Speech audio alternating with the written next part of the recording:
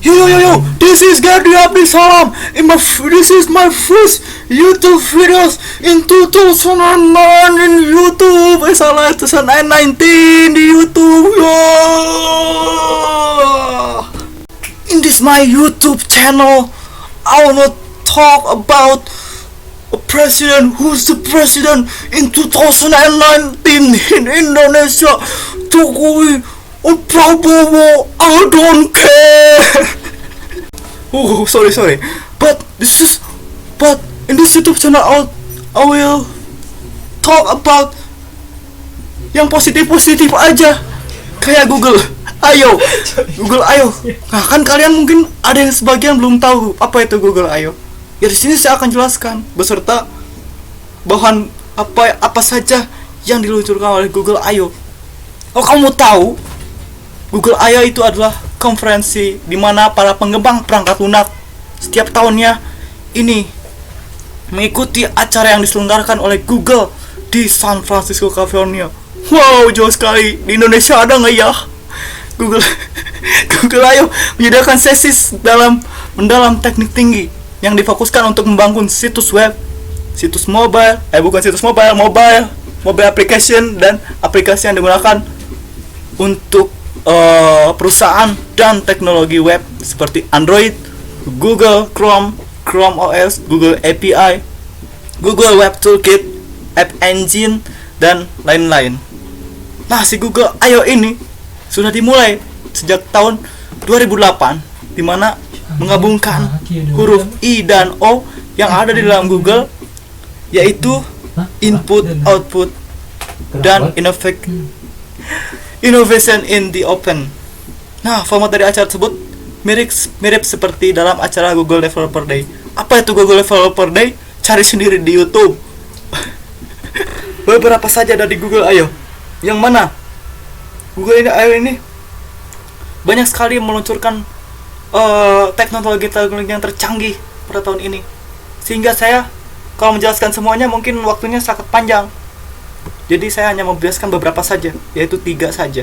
Yang pertama Google Keynote, yang kedua Google Android, yang kedua adalah mengenai apa yang terbaru di Android, yang ketiga menjelaskan mengenai constraint layout di Android Studio. Nah, tahun lalu itu di sini kita menjelaskan dulu tentang Google Keynote. Tahun lalu itu Google News fitur baru, di mana di Google News itu terdapat fitur nama full coverage, dan Google ini mendapatkan feedback yang sangat baik dari usernya. Nah, tahun ini Google akan memasukkan fitur tersebut ke dalam fitur search, sehingga kita dapat mengatur timeline, memfilter berita tersebut agar menghasilkan yang lebih baik terkait beritanya. Kemudian selain itu, Google juga akan memasukkan fitur podcast, yang mana podcast ini berupa audio rekaman yang diupload oleh usernya. Kemudian podcast itu mungkin memang mirip-mirip dengan radio. Tapi sebenarnya beda banget. Kalau radio itu live, kalau ini hanya berupa rekaman. Ya, kesamaannya ada, yaitu berupa audio saja. Walaupun sekarang podcast itu ada yang videonya. Yang didengarkan seperti Anda seperti mendengar radio. Tipe-tipenya seperti itu. Kemudian kesamaan lainnya apa? Kesamaan lainnya itu seperti radio, Anda harus memilih mau mendengarkan stasiun radio mana, stasiun radio yang mana, yang A yang B. Di podcast juga sama. Kita mau filter di situ, kita misalkan mau lihat topik-topik yang mana, mau topik gosip, topik seni, membahas tentang IT dan sebagainya. Seperti itu. Mungkin itu jadi lebih mempermudah kita untuk melihat podcast tersebut. Kemudian di sini Google juga memadukan kamera dan augmented reality ke dalam fitur search. Sebagai contoh, kita mencari fleksi otot di Google Search, maka kita akan bisa melihat bagian-bagian dari otot tersebut, melihat model seperti model-model 3D. Di mana 3D ini ya kita bisa lihat komponen-komponennya, diputar-putar bisa, pokoknya seperti itu. Udah itu, si gambarnya ini bisa dimasukkan ke tempat yang Anda tuju. Mungkin contohnya untuk augmented reality ini bisa dilihat di sebelah sini mungkin. atau di sini? Ya, betul sekali. Kemudian lalu fitur yang lainnya itu ada fitur yang lain, fitur lens, yang mana lens ini membantu usernya untuk mengetahui hidangan apa saja yang rekomendasi. Jika si restoran yang memasang fitur tersebut, jadi si si pelanggannya itu cukup menggunakan HP-nya dengan fitur lens ini, kemudian arahkan kameranya ke menu, lalu di situ menunya akan terlihat mana saja menu-menu yang populer, mana saja menu-menu yang best seller di aplikasi di restoran tersebut. Dan juga apa? Menunya belum tahu bentuknya kayak gimana? Di situ bisa dilihat langsung. Di situ langsung muncul menu-menu foto menu sajian yang ada di restoran tersebut. Kemudian bukan hanya itu, lens ini juga bisa menghitung total pay bill Anda. Misalkan Anda habis makan dari restoran, gak yakin nih kok bisa segini harganya, langsung aja dengan smart Google ini, ketika mengarahkan kamera tersebut, maka akan muncul jumlahnya. Kemudian ada fitur lain, yaitu fitur duplex, dimana memudahkan Google Assistant untuk melakukan reservasi restoran atas nama kita dan dengan menggunakan beberapa panggilan. Tapi sekarang si Google ini bergerak melampaui suara dan memperluasnya ke web, sehingga ketika kita mendapatkan reminder kalender soal perjalanan yang akan datang dan akan booking mobil, ada rencana booking mobil karena nggak punya mobil, maka kita bisa langsung bilang ke Google apa ya? Google yang bisa ngomong itu, Google Assistant itu, tinggal bilang sewa mobil nasional, maka akan muncul tampilan penyewaan tersebut. Maka dengan sendirinya, karena tadi kalender otomatisnya sudah bunyi, maka dengan sendirinya form data tersebut akan terisi, dan juga Anda bisa mengeditnya dengan duplex itu. Wow, amazing. Kemudian yang kedua, saya akan membahas tentang what's new in Android. Apa yang terbaru di Android? Yang pertama itu Bubbles, yaitu membuat shortcut chat ke home dan beranda HP. Dulu juga sempat, bukan dulu sih, dulu mah cuman sempat mindahin chat. Misalkan chat kita pengen, misalkan saya chatan sama si doi, nah chatan doi itu simpan di beranda home, khusus untuk chat dia sama dia aja. Tapi pas kita klik, itu harus buka aplikasinya dulu. Tapi kalau yang sekarang enggak. Yang sekarang itu ketika kita memasukkan chatnya itu ke shortcut, bagian shortcut di home itu, dan nanti muncul ketika klik itu, kita muncul seperti pop up. Jadi nggak usah buka aplikasi dulu, langsung chat aja seperti itu. Kemudian yang kedua adalah dark theme, yang mana mengubah tema terang menjadi gelap. Misalkan temanya nih cerah, kalau di HP-nya itu warna putih. Nah, karena takut matanya rusak, kita bisa mengunculkan dark theme ini, dimana temanya bisa menjadi tema yang gelap. Kemudian di situ ada sharing, yang mana sharing ini kita membagikan sesuatu. Yang dulu itu membagikan sesuatu, misalkan map dan sebagainya, itu membagikan sesuatu yang di bawahnya tombolnya itu mau ngirim ke siapa. Nah, sekarang mah ada tambahannya di atasnya ada URL-nya. Kita misalkan mau nge-copy URL-nya, cukup klik itu aja, share. Kan kadang-kadang kalau misalkan ini suka ribet juga, harus buka ini buka itu, ya udah ribet pisan. Kemudian seperti itulah, dan masih banyak lagi sebenarnya, tapi saya menjelaskannya mungkin terlalu banyak, mungkin Anda juga tidak mendengarkan. Dimana masih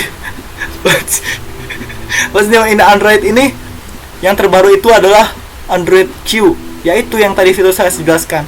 Mungkin untuk jelasnya saya akan nge-share linknya di bawah, ya, agar kita sebagai orang Indonesia rajin-rajin baca, karena penelitian Orang Indonesia kebanyakan kurang suka baca. Nah, seperti itu. Lalu yang ketiga maksud saya, apa sih yang baru di konsol layout? Mungkin yang belum mengenal Android mungkin belum tahu apa itu konsol layout. Nah, konsol layout tipe 1.0 ini memudahkan kita untuk menyimpan desain tampilan Android sesuai keinginan kita. Drag, pindahin kemana tinggal di setting. Tapi ya kelemahannya ya kadang-kadang ada, mungkin bagi yang sudah pengalaman mungkin tahu. Kalau yang belum tahu mungkin bisa searching atau coba sendiri biar lebih jelas. Kemudian yang terbaru ini adalah Android konsol layout ini adalah konsol layout 2.0, yaitu menambahkan konsep tata letak virtual yang mana memudahkan pekerjaan kita lebih baik. Jadi kita tidak perlu cara manual ketika ada permasalahan di konsol layout ini, ketika fitur-fiturnya kita drag ini ada yang salah, kita nggak perlu ribet lagi. Kita cukup memasukkan semua permasalahan tersebut ke dalam virtual layout ini sehingga lebih memudahkan. Lalu juga ada melakukan helpers dan decorators, juga mengekspos lebih banyak. Dan juga yang terakhir, maksudnya lalu menerapkan helpers dan decorators ini yang mengekspos lebih banyak internal konsol layout dan masih banyak lagi. Nah, seperti itu. Mungkin untuk lebih jelasnya Anda bisa buka YouTube dari Google I.O. di bawah ini. Mungkin penjelasan yang singkat padat dan mungkin tidak jelas ini saya akhiri. Tapi masih ada satu lagi yang ingin saya perlihatkan. Sebentar ya. Nah, untuk membuat suatu aplikasi Android tentu banyak orang lebih minat terhadap tampilan yang menarik. Nah, untuk membuat tampilan menarik itu cukup mudah. Sekarang tuh sudah sangat dipermudah. Sudah banyak referensi, beda dengan yang dulu-dulu. Nah, sekarang kita tinggal buka codelabs.developersgoogle.com/io 2019. Di sini kita bisa memilih atau belajar bagaimana cara membuat Edge, Android Play, material design dan sebagainya. Nah, tapi di sini saya lebih menekankan ke material desainnya. Mungkin di sini kita klik mana material design, ini desain, filter hanya desain saja. Dan saya cukup tercengang melihat mana itu Flutter ini yang 104. Nah, sebelumnya karena saya belum belajar apa itu Flutter, karena memang saya juga masih bingung di masalah di Android, masih ya seperti itulah, masih belajar. Nah, di sini mungkin saya hanya mereview saja dari fungsi Flutter ini, yaitu dimana MDC atau komponen ini membantu para developer untuk mengimplement material design sehingga tampilan desainnya bisa menjadi lebih baik. Lalu apa yang akan dibuat di sini? Yaitu shape, motion, dan filter widget yang sebelumnya digunakan di Codelabs yang sebelumnya. Ini mungkin tampilan hasilnya. Tapi sebelum masuk ke Flutter ini, ya kita harus mempelajari tiga ini dulu, memahami tiga konsep ini dulu sebelum masuk ke ranah seperti ini. Ini yang dibutuhkan. Lalu ini untuk build dan runnya di aplikasi Android dan iOS menggunakan aplikasi ini. Kemudian yang kedua itu kita setup Flutternya. Mungkin bisa dibaca. Kita masukkan SDK-nya ke Android Studio, lalu ikuti step selanjutnya. Lalu setelah itu download Codelabs Startup app-nya. Nah, kita harus menyelesaikan dulu nih di sini 103 ini. agar bisa siap untuk Kode Lab ini dan bisa langsung add background. Tapi kalau misalkan nggak langsung, kita bisa download startup app-nya di sini biar langsung kebuka. Nah, setelah itu open project-nya dan coba jalankan. Mungkin nanti di sini ketika jalankan simulatornya tampilannya akan seperti ini.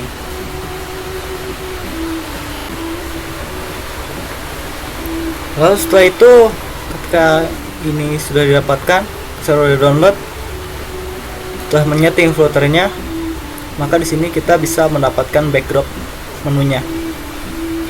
Lalu di sini remove home app bar-nya. Ini codingannya. Mungkin sini sudah cukup jelas kalau menurut saya untuk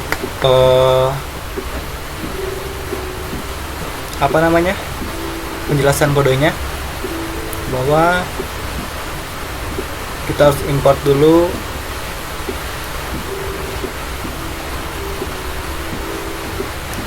nanti tampilannya akan seperti ini, tampilan pertama. Kemudian add a shape to the front layer. Mungkin hasilnya seperti ini, hasilnya cukup material, cukup baik dibandingkan dengan komputer. Add motion, ini codingannya. Mungkin kalian bisa mengikuti step by step, tapi harus dari awal, memang seperti itu. Kemudian harus hafal juga konsep dasar Android dulu terlebih dahulu. Mungkin bisa belajar dari Decoding atau mungkin dari teman Anda dan sebagainya. Maka setelah itu next stepnya ya kita ikutin step by step dari router ini. Oke, sekian review dari saya, mudah-mudahan bermanfaat. Assalamualaikum. Ya guys, itu mungkin tentang penjelasan Google I/O dan isi-isinya. Kalau kamu pengen lebih tahu, silahkan buka atau klik link di bawah ini. Kalau nggak ada ya saya berarti belum lupa masukin. Doakan saja supaya tidak lupa. Ya, kena prank. Sekian dan terima kasih. Jangan lupa subscribe dan like, jangan di dislike. Assalamualaikum warahmatullahi wabarakatuh.